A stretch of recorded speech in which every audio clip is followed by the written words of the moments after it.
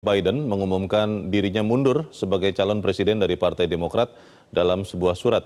Joe Biden mengatakan akan fokus pada sisa masa jabatannya sebagai presiden. Untuk informasi selengkapnya kita bergabung bersama jurnalis VOA, Valdia Baraputri dari Washington DC, Amerika Serikat.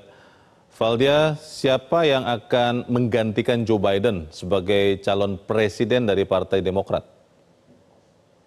Ya, Leo, setelah memposting surat tersebut yang ia tujukan kepada warga Amerika yang mengatakan bahwa meski ia berniat untuk maju di pemilu selanjutnya, namun demi kepentingan politik dan negara, partai dan negara, menurut Joe Biden, ia mundur sebagai capres dari Partai Demokrat. Nah, setelah postingan tersebut, ia mengatakan bahwa ia mendukung atau mengendorse wakil presidennya, Kamala Harris. Namun, meski telah didukung oleh Biden, tidak serta-merta atau otomatis Kamala Harris ini menjadi capres dari Partai Demokrat.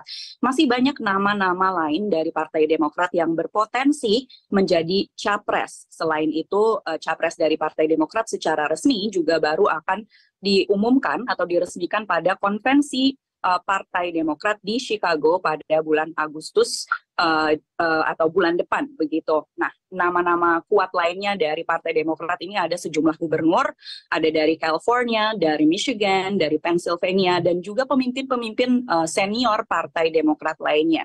Tetapi jika kita berbicara mengenai wakil presidennya atau Kamala Harris, ia menjadi seorang pilihan yang logis karena dari satu faktor saja, faktor yang penting begitu mengenai dana kampanye.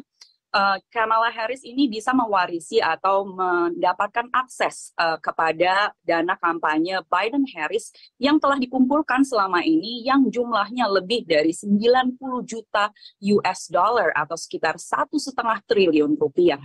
Leo. Ya, Valdia, memang kita masih menunggu ya keputusan dari konvensi Partai Demokrat yang seperti Anda sebutkan akan berlangsung Agustus depan. Tapi sejauh ini bagaimana? Betul. Apakah ada tanggapan dari calon presiden Partai Republik Donald Trump terhadap pengunduran diri Joe Biden?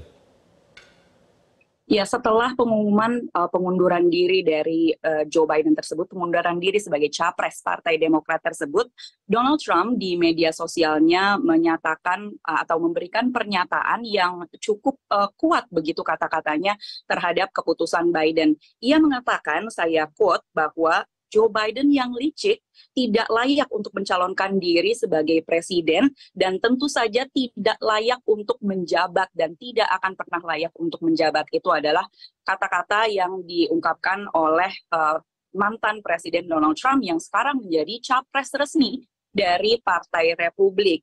Sementara bagi publik yang lebih luas ini keputusan Biden saat ini meski sedikit banyak bisa diantisipasi seperti itu, tetapi tetap saja menimbulkan kekagetan atau kegegeran dan menghasilkan pendapat yang berbeda-beda, Leo.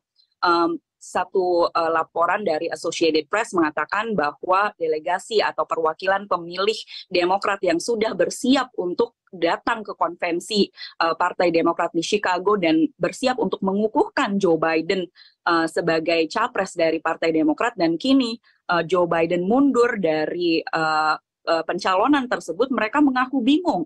Sementara ada lagi dari New York Times, di mana dewan editorialnya mengatakan bahwa Joe Biden mengambil langkah yang tidak bisa diambil oleh Donald Trump, di mana ia mengedepankan kepentingan nasional di atas kepentingan pribadi atau harga diri dan ambisi.